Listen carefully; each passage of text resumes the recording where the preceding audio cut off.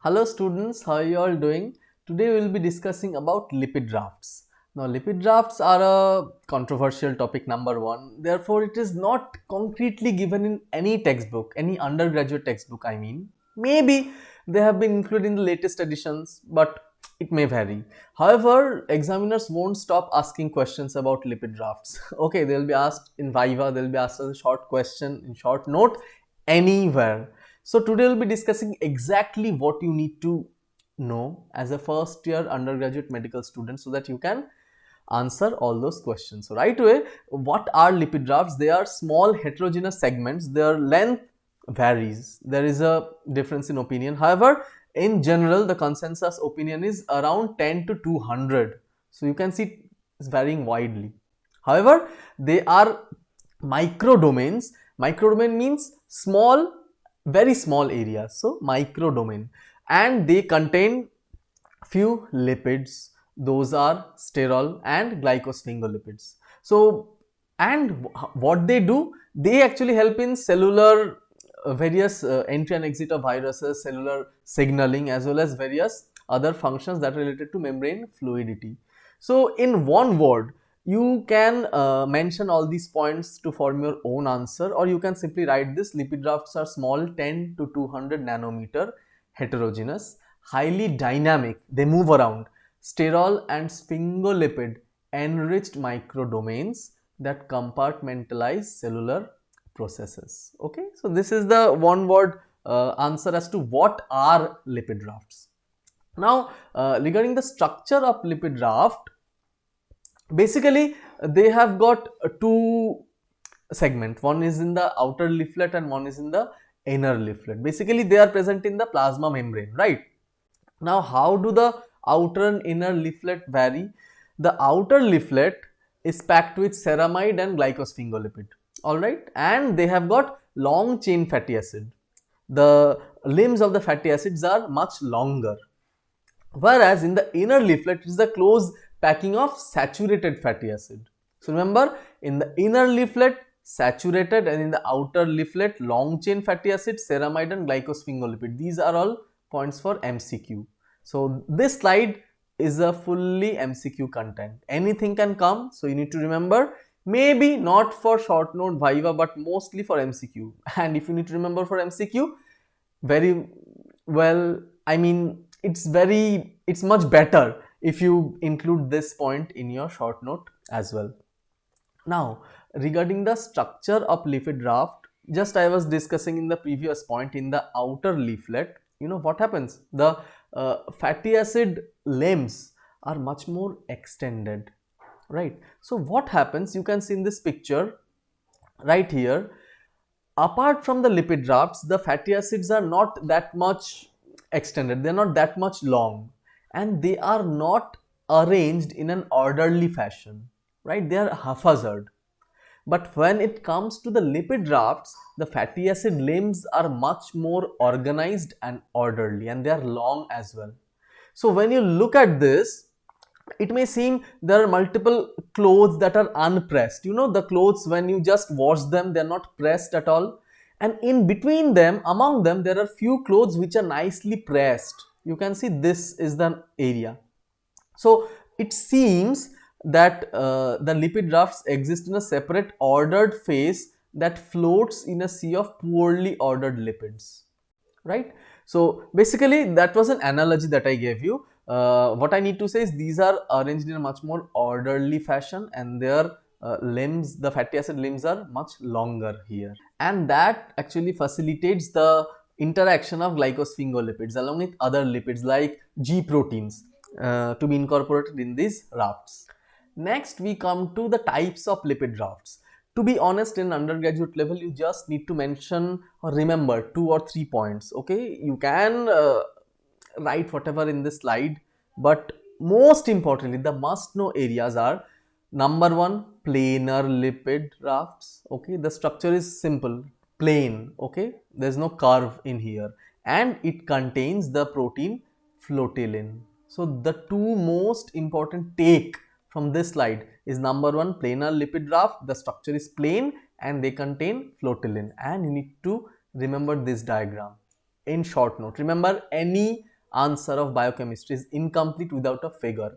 You don't need to draw all this three-dimensional or colored figure, but just make sure that all the important components are there. I mean, two lipid bilayers, G protein coupled receptors, cholesterol, glycosphingolipid, and other integral membrane proteins, right? So this is the first type, planar. And what is the other type? That is caveoli. Caveoli means flask shaped invagination, right? And they contain the protein caveolin. They are mainly related to nervous system. So neuronal functioning are more related to caveoli. However, you should know that both these flotilin and caveolin have got the ability to recruit signaling molecules. I told you the main function of lipid raft is in cell signaling. So both of them plays an excellent role in cell signaling, be it neuronal signaling or be it other ubiquitous cell signaling. Ubiquitous means everywhere. All right. Next, we look at the raft proteins, right? So already discussed uh, G protein anchored proteins. All right, caveolin and flotilin, right? Non-receptor tyrosine kinases, very important. And apart from them, whenever there are cytoskeleton, you should mention these proteins. You already know these from physiology, from musculoskeletal system, so it's not actually difficult. Actin and myosin, it's easy to remember. And any one, if you can remember, you can answer. So vinculin, cofulin, cadherin and ezrin. Alright, these names may seem difficult, but the must know substance, I mean the must know points that you should mention are caveolin and flotilin depending on the caveoli or planar raft, right? G protein is a must, and if it's related to cytoskeletal or adhesion protein, then actin and myosin. Okay. The next question that may be asked is how cholesterol plays a role in maintaining the lipid rafts, right? As an undergraduate student, you should know that no cholesterol, no lipid rafts, right? So if cholesterol level is low, if they are depleted, then lipid rafts will cease to exist. So the third point is very important. Depletion of cholesterol will make the lipid raft non-functional because there will be no formation of raft or caveoli, right? In reality, what they do during formation of caveoli, the two hydrocarbon chain comes in close association, right? However, it's the cholesterol which forms a spacer or a point of or a boundary or a wall between the hydrocarbon chains of sphingolipids so that the caveoli are properly formed. Now this the examiner may not expect this from you, and this slide you may totally omit, but just as a knowledge, for knowledge purpose, it's important to know that one nutrient of our body or one lipid, derived lipid of our body that's important and that plays a role in maintaining membrane fluidity is cholesterol, and this cholesterol actually controls lipid rafts and lipid rafts maintain membrane fluidity, right? So there it goes. Next, how do lipid rafts function in our body? As I told you, the main component is neuronal functioning, right? Since the lipid raft is rich in cholesterol and sphingolipids, they are a key ingredient of the Schwann cells, that is the white matter, and they help in neuronal signaling, right? Next, they also play a role in synaptic signal transmission as well as axonal and soma and axon signal transmission, right? Next, they are also important for neural development and function, and in their absence, diseases like Alzheimer's, Huntington, Parkinson's disease, HIV, etc. will happen. See, these three are neuronal diseases and HIV is completely different. So why have I mentioned over here?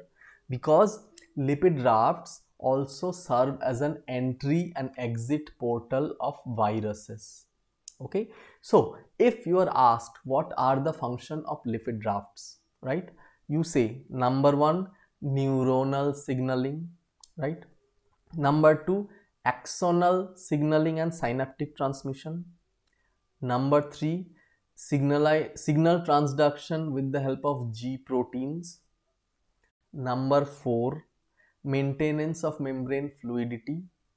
And number five, acting as an entry and exit portal for viruses. So if you have watched this video till now, please let me know in the comment section by typing the word portal. If you have typed the word portal, I will know that you have watched this video attentively, and you will do very well if lipid rafts comes as a question in your exam. Now I should also tell you that when you are past first year level, there are multiple questions that will creep into your mind regarding lipid drafts, because they are also a favorite MCQ topic for postgraduate exam. However, these are the few areas that are still under research, right? So these are mainly what are the effects of membrane protein levels, what are the physiological function of lipid draft, exact function, everything that is hypothesized but nothing has been proven yet. What does flux of membrane, I mean the membrane potential value, they have on lipid draft formation? What is the effect, what effect have diet and drugs have on lipid draft? Right? And lastly, what effects do protein located at the raft boundaries have on lipid drafts? There are multiple such issues. I have highlighted few that still needs to be answered. So lipid draft, controversial topic. Nevertheless, if you have to answer, you should answer, and these are the points that you should mention. What are lipid drafts? One line answer. A diagram of lipid draft. Type of lipid draft, mainly planar and caveolar. What are the proteins that are present in lipid draft? Next, what are the function of lipid drafts?